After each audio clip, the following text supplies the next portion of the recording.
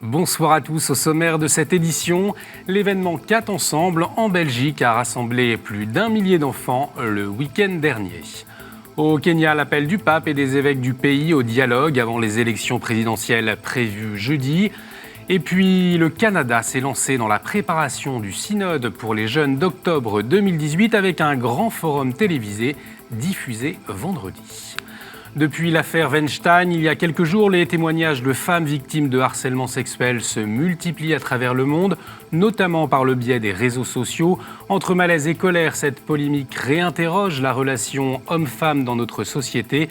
Nous vous proposons d'entendre la réflexion de Claire de Saint-Lager, auteure du livre « La voix de l'amoureuse », où elle se penche notamment sur la question du désir au cœur de la vie des hommes et des femmes et la spiritualité chrétienne.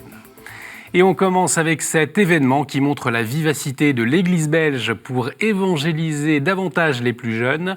Il n'était pas moins de 1500 ce week-end réunis pour une journée de prière, de formation et de détente autour de la figure de Moïse.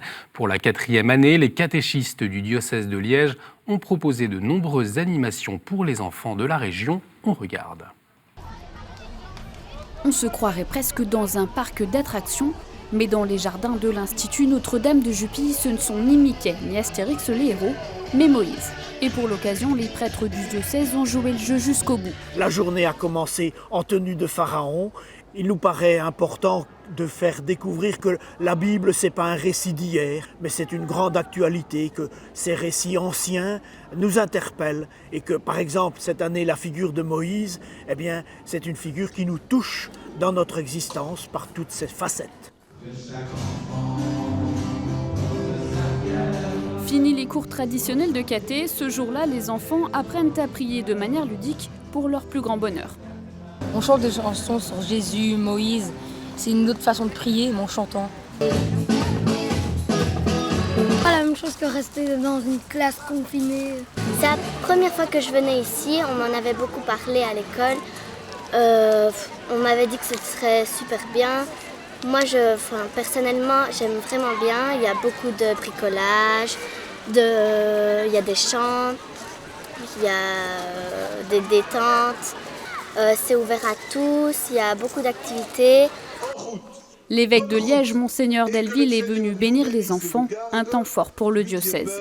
Alors, une journée comme celle-ci, ça représente beaucoup pour le diocèse de Liège, parce que c'est la possibilité pour tous les enfants qui suivent la catéchèse de se retrouver autour d'une animation, la même pour tous, ici sur Moïse, et de se rencontrer, de se rendre compte qu'ils sont nombreux, de se rendre compte qu'ils sont diversifiés, et de se rendre compte qu'il y a aussi beaucoup d'animateurs et beaucoup de responsables.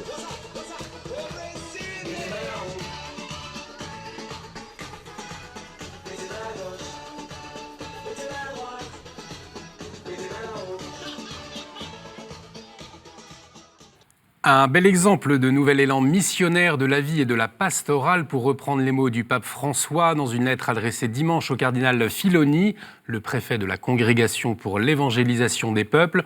Une lettre dans laquelle le Saint-Père a décrété un mois missionnaire extraordinaire pour octobre 2019, soit 100 ans après la lettre apostolique de Benoît XV, Maximo Miloud, où il a voulu insuffler un nouvel élan à la mission au lendemain de la Première Guerre mondiale. Au Kenya, après les évêques, c'est le pape François qui a appelé dimanche au dialogue avant les élections présidentielles de jeudi. Un climat de tension règne dans le pays et les souvenirs des violences post-électorales de 2007, qui avaient fait 1500 morts, sont encore dans les esprits. Raila Odinga, le principal opposant au président sortant, appelle à des manifestations de masse le jour du vote. Dans ce contexte, les évêques ont appelé à se servir de l'âme de la prière, de l'âme de la bonne volonté et de l'amour du prochain pour garantir la paix.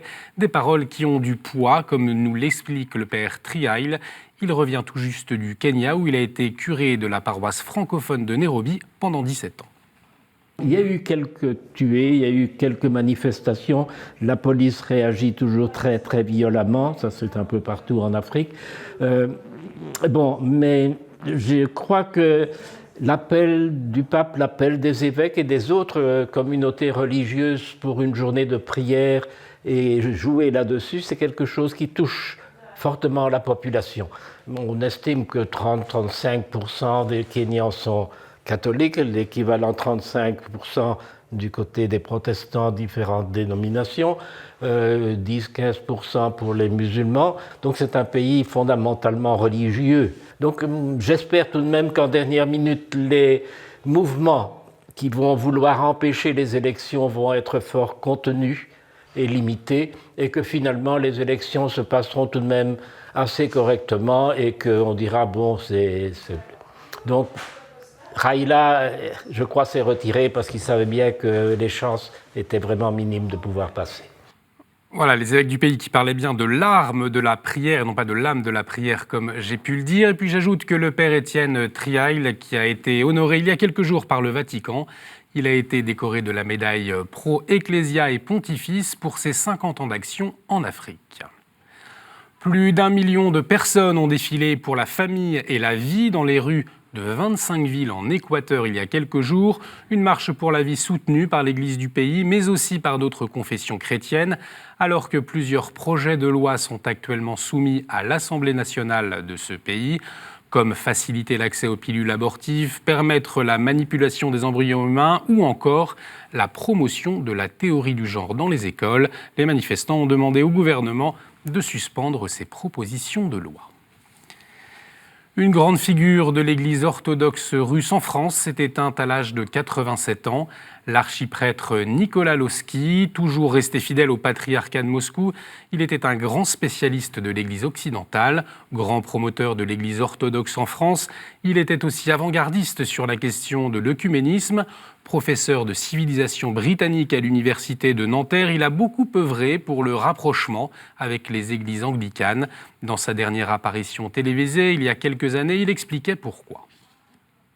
Et alors, moi je dis toujours à mes amis orthodoxes et catholiques que ne nous précipitons pas pour réconcilier les deux églises en laissant de côté les églises issues de la Réforme, parce que on aurait l'impression, du côté protestant en particulier en France, que voilà, les églises non issues de la Réforme, orthodoxes et catholiques, se sont constituées en un club confortable et oubliant complètement que nous existons.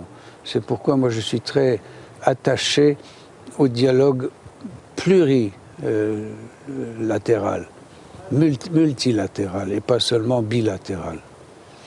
Donc il y a là à la fois une avancée et en même temps il faut faire attention à respecter le fait que nous sommes sur un territoire, on aime cette expression, moi je l'aime pas beaucoup, territoire canonique de l'Église catholique ici.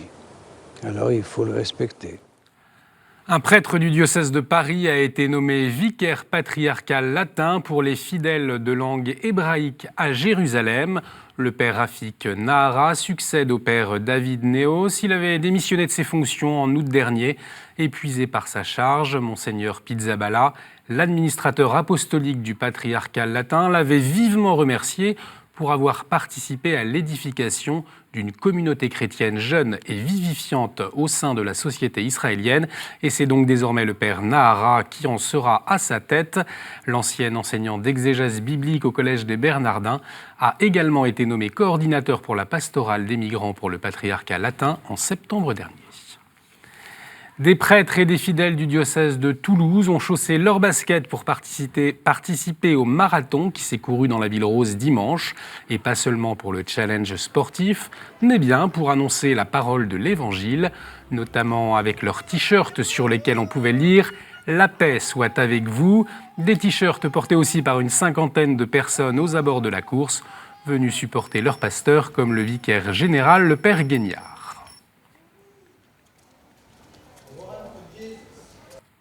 Quand certains s'emparent du sport pour évangéliser, d'autres utilisent l'humour pour promouvoir leur activité d'église.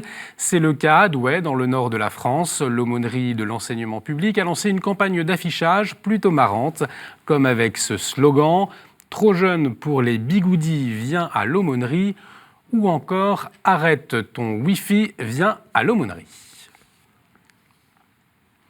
Au Canada, une grande soirée télévisée a rassemblé évêques et jeunes pour préparer le synode d'octobre 2018 à Rome sur les jeunes et les vocations. Une émission proposée par nos amis de Sel et Lumière, la chaîne de télévision catholique canadienne, durant laquelle, et pour la première fois, un message d'encouragement du pape François pour tous les jeunes Canadiens a été diffusé. Particularité de cette émission enregistrée à Toronto. En plus des jeunes présents sur le plateau, d'autres étaient en duplex depuis 5 autres villes. Chacun a pu exprimer ses attentes, comme Jean-Philippe, étudiant en philosophie à Québec. Il me semble qu'un des points sur lesquels l'Église devrait se pencher, c'est la question de l'intelligence de la foi, de la formation chrétienne. Comment est-ce qu'on peut emmener les chrétiens à être vraiment des gens qui ont confiance que leur foi, la bonne nouvelle du Christ qu'il nous a donnée, elle est vraie. Elle n'est pas seulement belle, mais elle est bonne, elle est vraie. Et il me semble que c'est fondamental pour les chrétiens. Il me semble que quand on comprend mieux notre foi, quand on comprend comment elle est vraie, elle est rationnelle, ça nous aide à mieux croire. Ça nous aide à, personnellement, quand je comprenais mieux finalement pourquoi la chasteté c'était bien, pourquoi c'était une bonne chose, eh bien, ça m'aidait à mieux la vivre. Et pour écouter les jeunes, ce forum a été marqué par la présence du cardinal Joseph Farrell, préfet du Dicaster pour les laïcs, la famille et la vie. On l'écoute. So that our voices may be heard, we have to speak.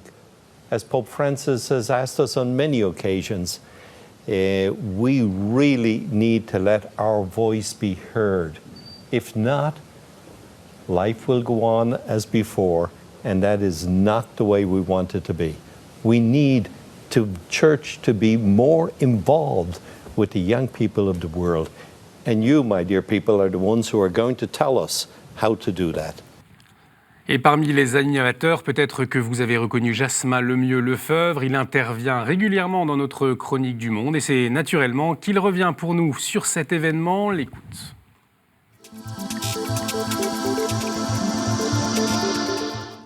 C'était une façon originale de télévision Sel et Lumière, la chaîne de télévision catholique au Canada, de faire une grande conversation nationale dans les deux langues officielles, donc en français et en anglais. Cardinal Kevin Farrell, qui est le préfet du Dicaster pour les laïcs, les jeunes et la famille, qui s'occupe en fait de l'organisation du synode sur les jeunes, était présent. Et également un message vidéo du pape François. Donc, comme à l'habitude, il s'exprime en italien. Et le tout était bien sûr sous-titré en anglais et en français pour que les jeunes du pays puissent bien le comprendre. C'était un exercice très intéressant parce que pour la préparation, il fallait que des jeunes puissent réfléchir à ce qu'ils voulaient amener dans la conversation qui nous prépare au synode. Alors, plusieurs thèmes ont été abordés sur la façon de communiquer, qui est des fois un peu pauvre au niveau paroissial, sur la place des jeunes au sein de l'Église, comment communiquer l'intelligence de la foi. Vous pouvez trouver ce synode, ce grand forum sur le synode, sur le site web de télévision Sel et Lumière, le message du pape François également. Merci Jasmin. Tout de suite, on retrouve notre invité.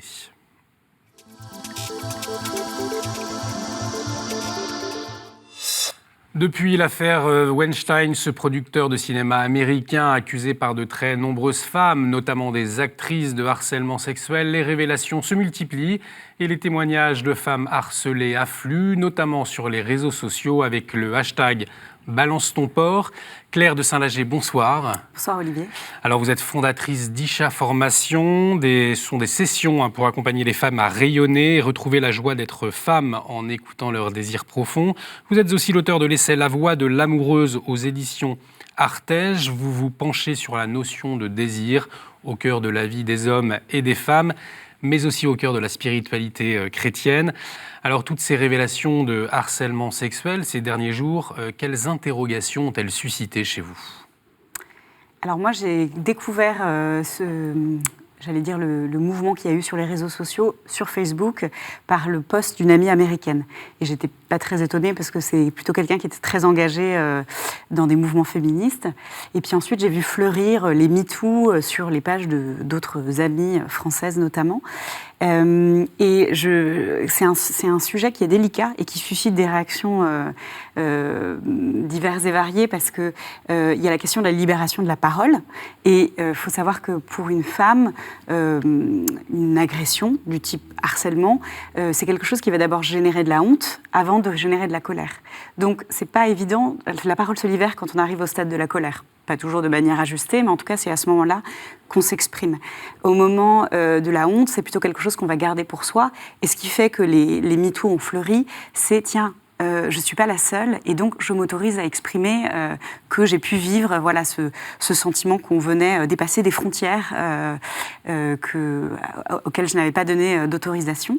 Là où c'est délicat, c'est que ces sujets du harcèlement, ça recouvre tellement de réalités diverses et variées. Et moi, j'avais beaucoup de mal à trier dans les MeToo ce qui était de l'ordre de l'agression, des mots déplacés, des attouchements. Enfin, j'ai pu me rendre compte aussi que les personnes que je connaissais qui avaient vraiment vécu des agressions de l'ordre du viol sont celles qui rarement s'expriment, parce que c'est quand même quelque chose qui touche au sujet de l'intimité. Donc c'est extrêmement délicat. À la fois, je trouve que c'est bon de pouvoir dire bah, non, ce n'est pas normal. Oui, ça m'arrive, et je pense que ça arrive à toutes les femmes, en fait. Un mot déplacé, quelqu'un qui se colle à vous dans le métro. Donc c'est quelque chose de l'ordre du quotidien. Après, c'est différent quand c'est quelque chose qui s'exprime dans la sphère du pouvoir, et notamment on le voit à Hollywood, mais aussi dans le domaine politique. On a vu des histoires un peu scabreuses de nos hommes politiques, puisque là, on va utiliser le pouvoir pour obtenir quelque chose, de l'agression un peu furtive ou du mot déplacé qui en fait surprend, mais pour laquelle la femme peut se défendre à ce moment-là. Ça interroge bien sûr la question toujours dans cette question de libération de la parole, du choix des mots. Et moi, ce hashtag balance ton porc, on parle du choix des mots justement. Voilà, moi c'est ça qui m'a mis mal à l'aise. Je comprends que la colère, en fait, le balance ton porc, c'est une manière, enfin pour moi la vulgarité c'est souvent une manière d'exorciser. Balance ton porc, c'est assez vulgaire, mais exorciser c'est bon à l'oral. Enfin, ça passe à l'oral. À l'écrit, c'est quand même quelque chose qui s'inscrit. Et j'ai eu le sentiment, en fait, que ça pouvait susciter, notamment chez les hommes, un sentiment de stigmatisation. En fait, une espèce de généralisation du comportement masculin. Tous les hommes seraient des porcs, au fond. Oui, c'est ça qui vous inquiète? Je pense que ce n'était pas l'intention de ces hashtags, mais c'est le malaise que j'ai pu ressentir en discutant notamment avec des hommes sur le sujet. Et beaucoup relevaient en fait une forme de schizophrénie de notre société où voilà, il y a des publicités de femmes en sous-vêtements partout. On est très agressif au niveau de l'image et en même temps, on va demander derrière un comportement très civilisé. Moi, je pense que oui, de toute façon, on doit avoir un comportement civilisé. Bien sûr, ça demande plus d'efforts avec la multiplication des images, mais on est le pays, en France, on a de la chance, on n'est pas... Enfin, ça c'est mon point de vue, hein. Nous ne sommes pas les États-Unis, nous n'avons pas la même histoire entre le rapport entre les sexes.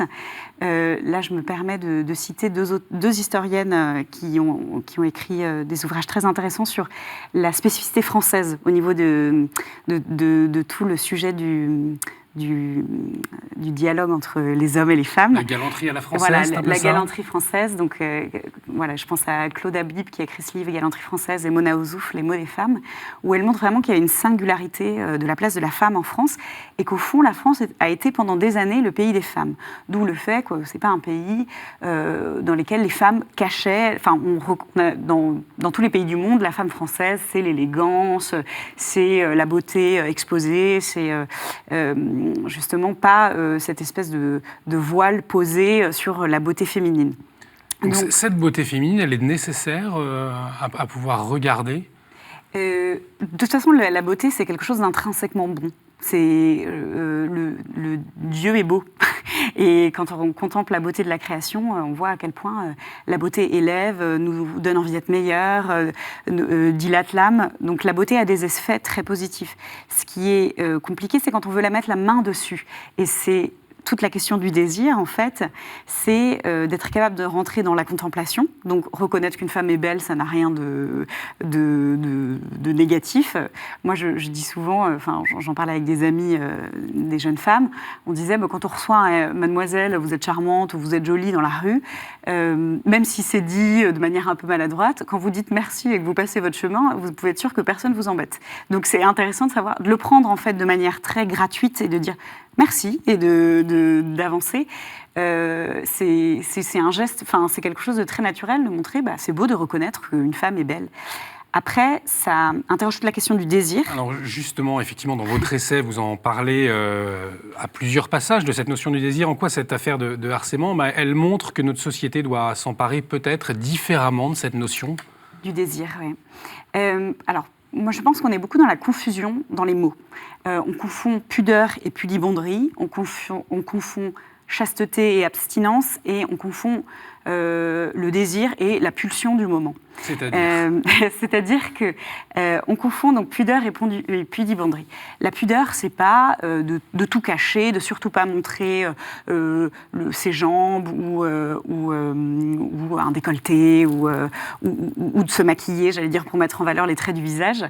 Ce serait donc ça, c'est pas de la pudeur, c'est de la pudibonderie. C'est je cache tout pour surtout ne susciter aucune réaction. Donc c'est un peu ce qu'on appelle l'extinction du désir, donc mettre un voile sur tout ce qui pourrait susciter un émoi, c'est quand même dommage. Je prends Delphine Horviller, qui est une femme rabbin, qui a écrit un très bel essai qui s'appelle En tenue d'Ève, féminin, pudeur et judaïsme, et elle dit voilà, l'extinction du désir à quelque chose d'obscène, c'est-à-dire qu'on réduit l'autre à la nudité et au désir qu'il suscite et non pas au sujet qu'il est. Donc la pudeur, ce n'est pas la pudibonderie, la pudeur c'est une question d'attitude, c'est je ne livre pas tout. Je peux livrer, laisser deviner, laisser paraître, mais c'est aussi vrai pour nos émotions que pour notre corps.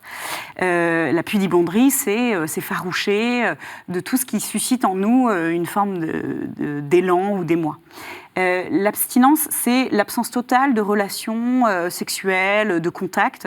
La chasteté, c'est pas ça. La chasteté, c'est la juste distance. C'est l'autre est quelqu'un de libre, de souverain, de différent de moi. Il y a des frontières que je ne peux pas dépasser s'il ne m'y invite pas. Donc la chasteté, elle se vit dans la relation sexuelle aussi. C'est un jeu en fait de dialogue. J'ai envie de connaître cette personne, mais ça peut être à tous les niveaux. Ça peut être amicalement. Quelles sont les frontières comment on avance l'un vers l'autre doucement. Et ça demande énormément de respect de l'intégrité de l'autre. Et donc je ne vais pas m'emparer de choses qu'il ne me laisse pas, qu'il ne m'a pas autorisé à toucher ou à effleurer. Donc ça, c'est la différence. Et après, la question du désir et de la pulsion. Moi, dans les sessions, je fais un atelier qui s'appelle « N'arrête pas ton désir ». Voilà, parce que je rappelle que vous faites des formations pour les femmes. Ouais. Sur les désirs, et où je parle de la pédagogie du désir. Donc, il y a les envies du moment. J'ai envie d'une plaquette de chocolat, je vais dévorer ma plaquette de chocolat. Ça, c'est une envie. C'est pas le désir. Le désir, c'est plus profond que ça. C'est tiens, qu'est-ce que mon envie de dévorer une plaquette de chocolat dit de mon profond désir de mettre de la douceur dans ma vie. Je donne un exemple qui est un petit peu exacerbé. Mais c'est pareil. Tiens, cette femme est belle. Ça suscite du désir en moi. Donc après, il y a toute la question de la libido masculine. Peut-être qu'on n'aura pas avoir le temps de rentrer dans ces détails. Mais le désir profond, c'est quoi ? C'est en fait, j'ai envie d'entrer en relation avec cette femme. Ça demande de se hisser à la hauteur de celle qui suscite ce désir. Donc ça demande d'être... en fait, c'est plutôt une exigence à ce moment-là, le désir. C'est, est-ce que je vais obtenir de cette femme l'autorisation d'entrer en contact avec elle ? Donc je vais faire des efforts pour mériter cette femme. C'était ça, en fait, la galanterie française. Pardon.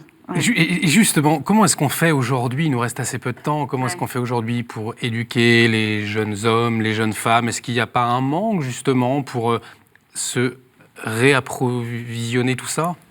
En fait, je pense que le regard s'éduque. Et il y a toute l'importance du regard. Donc le sujet, c'est pas que les femmes ne montrent pas leur beauté, ce serait vraiment priver le monde de quelque chose de merveilleux. C'est plutôt qu'un homme devient homme quand il apprend à regarder une femme. Et je pense qu'il existe des hommes qui sont capables de vraiment d'avoir un regard qui redonne à la femme sa dignité. Le regard qu'on pose sur l'autre, en fait, c'est quelque chose de très puissant, en fait, le regard. Donc il faut faire attention à la manière dont on regarde l'autre. Et je pense qu'en tant qu'homme, ce qu'on ne dit pas assez aux jeunes garçons, aux adolescents, quand ils sont voilà, aux 13-14 ans, que leur corps change, c'est « mais tu sais, tout ça, tous ces désirs que tu as en toi, c'est une puissance de vie ». En fait, ce qu'on leur dit, et parfois aussi dans l'éducation catho, c'est « ouh là là, c'est pas bien, attention, tu vas faire des bêtises, chasteté, chasteté ». Alors, chasteté étant chape de plomb plutôt que chasteté. Et j'exagère, parce qu'aujourd'hui, il y a beaucoup de formations en éducation affective. Au lieu de dire à un jeune garçon, tu sais, toi, tu as une force incroyable, et ce désir que tu ressens, c'est quelque chose qui va te permettre de te mouvoir, c'est une exigence. Et comment je vis cette exigence? Quelque part, ça requiert un entraînement. Et donc, tout ça s'apprend, et c'est quelque chose qu'on pourrait proposer aux jeunes hommes. Voilà. Enfin, merci notamment. Infiniment, on pourra effectivement parler pendant des heures. Merci Claire de Saint-Lager d'avoir accepté notre invitation. Je rappelle que votre livre « La voix de l'amoureuse » est disponible aux éditions Artege. Cette émission est à revoir sur notre site internet www.ktotv.com. Vous pouvez également réagir avec le hashtag à la source. À jeudi, excellente soirée sur KTO.